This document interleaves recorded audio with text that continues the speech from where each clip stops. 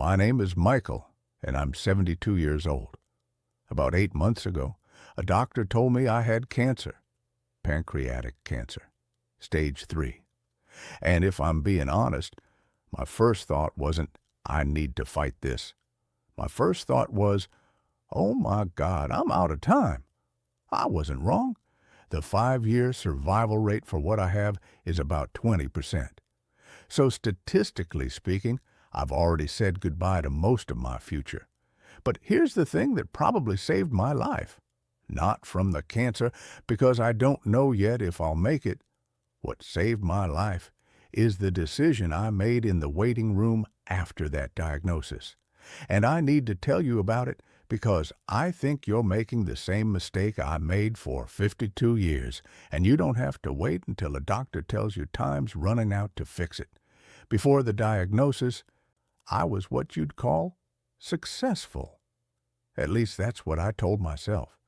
I had a good job, a nice house, a retirement account that was growing the way it's supposed to. I was doing everything right, or at least I was doing everything I thought I was supposed to do.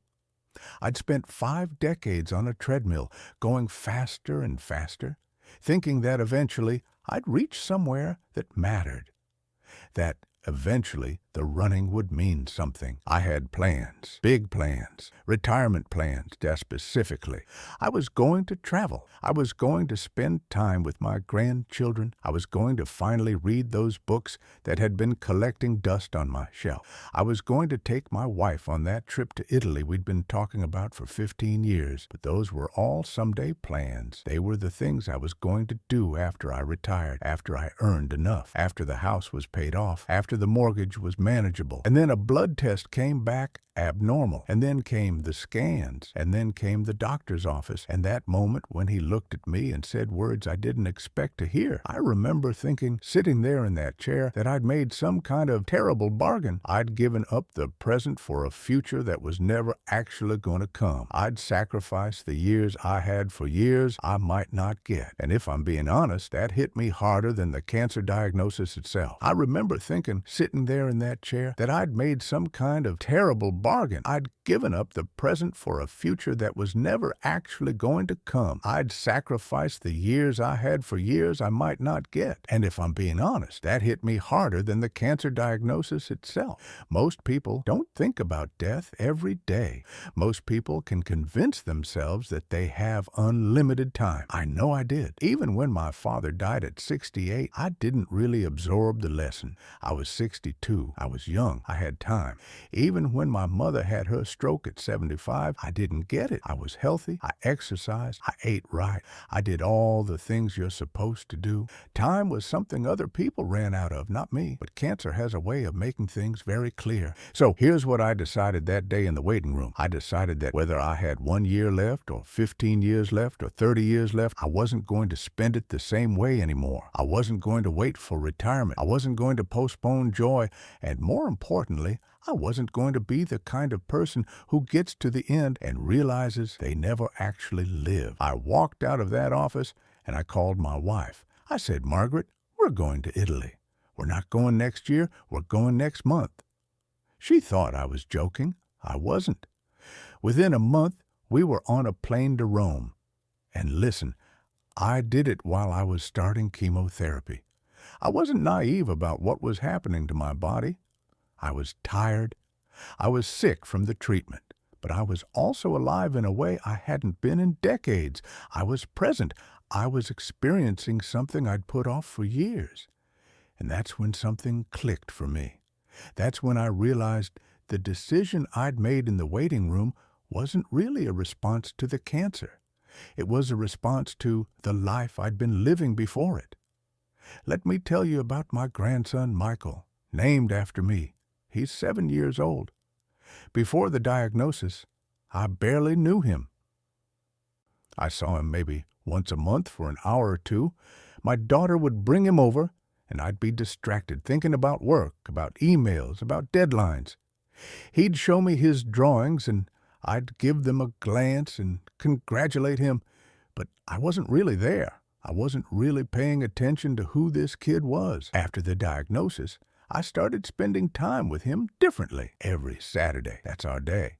We don't do anything fancy. Sometimes we go to the park. Sometimes we just sit at his kitchen table and he draws pictures and I watch. I watch him think. I watch him create. I listen to the things he says, the questions he asks, the way his mind works. Last month, he drew a picture of me. It was rough, kid quality, all wobbly lines and bright colors, but he'd given me red hair, which I don't have, and a huge smile. He said, "This is Grandpa Michael when you're happy." And I cried. I actually cried because that's what he noticed, that I'm different now, that I'm happy. I probably spent more meaningful time with my grandson in these 8 months than I did in the previous 5 years. And I wonder all the time what I would have done if I died before this diagnosis. What kind of memory would he have of me? Would he remember me as the distant grandfather who was always busy? Would he even remember me at all? The thing about getting sick is it shows you very clearly what matters and what doesn't. It turns out very little of what I thought mattered actually matters at all. The promotions don't matter. Nobody's going to sit at my funeral and say, "You know what made Michael a great man? He had an excellent quarterly projection."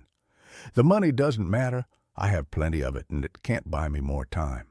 The achievements, the accolades, the things that used to make me feel like I was winning at life, they're all dust.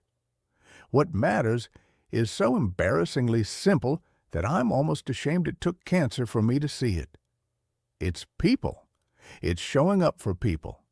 It's being present with them. It's the conversations that matter. It's the small moments of connection.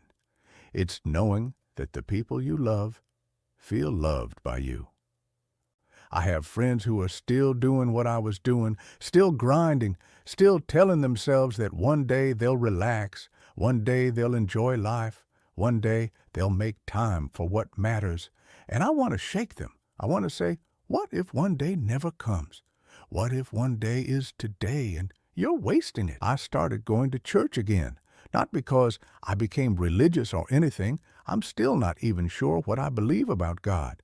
But I go because there's something about sitting with people on Sunday morning, people I've known for years, singing together, that makes me feel like I'm part of something.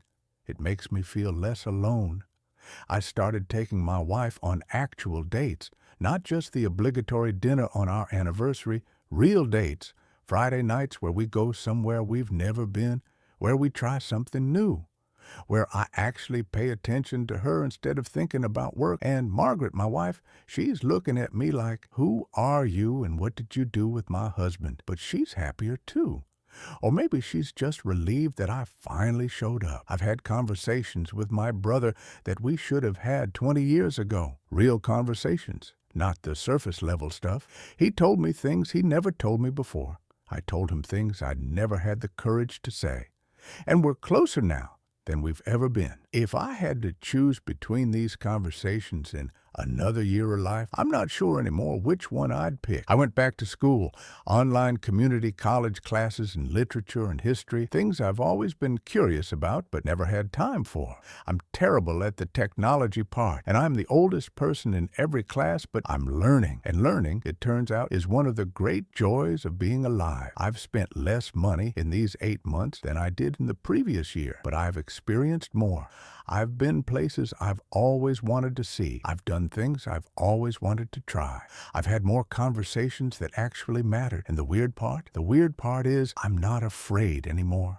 I'm afraid of the cancer, sure. I'm afraid of pain. I'm afraid of dying. But I'm not afraid of death itself anymore because I've actually started living. And that's what death is in a way. It's the alternative to living. It's not the opposite of life. It's the opposite of showing up, being present, taking risks, having conversations, making memories. It's the opposite of actually being here for the people you love. People ask me if I'm going to beat the cancer, and honestly, I don't know. The statistics aren't great, but I've already beaten the thing that was actually killing me, which was this idea that I had unlimited time, that someday I would do the things that mattered, that I could postpone living. Here's what I want you to understand. You don't have to wait for a diagnosis. You don't have to wait for someone you love to die. You don't have to wait for your body to betray you. You can make the same decision I made right now, today. I see people in their 30s, 40s, 50s, and they're all saying the same thing I said. Just a few more years, just until I make partner, just until the kids are grown, just until the mortgage is paid off, just until I retire. And I'm here to tell you, those goalposts are going to keep moving. There will always be another reason to wait. There will always be another year you need to sacrifice. But what if you didn't? What if today was the day you called someone you've been meaning to call? What if today was the day you said yes to something that scares you? What if today was the day you stopped pretending you have forever and started acting like you have right now? I'm not saying quit your job or abandon your responsibilities.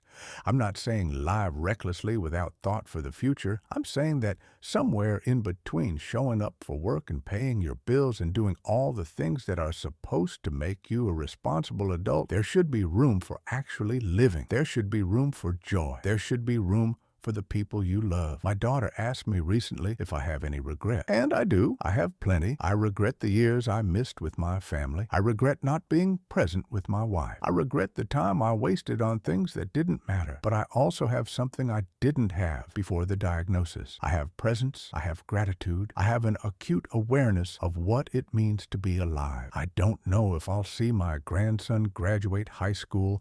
I don't know if I'll take Margaret on that second trip to Italy, the one we're already planning. I don't know if I'll finish those community college classes, or if I'll outlive this cancer, or if I'll be here in 5 years. But I know that if I do have more time, I'm not going to waste it the way I wasted the first 52 years. I'm going to be here. I'm going to show up. I'm going to make sure that the people I love know that they matter to me. The cancer might take my life, but it's already given me something much more valuable. It's given me clarity. It's given me permission to stop waiting. It's shown me that success isn't measured in dollars or titles or the size of your retirement account. Success is measured in moments, in presence, in connection. I'm 72 years old. I've got maybe 5 good years left if I'm lucky, maybe less. But I'm living more now than I did in the previous 5 decades, and that's not a tragedy. That's actually something approaching a miracle. So here's my question for you.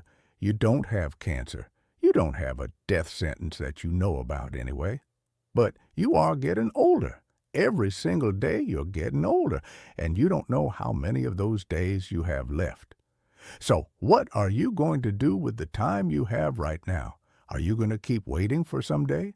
Or are you going to make the decision I made in that waiting room and actually start living?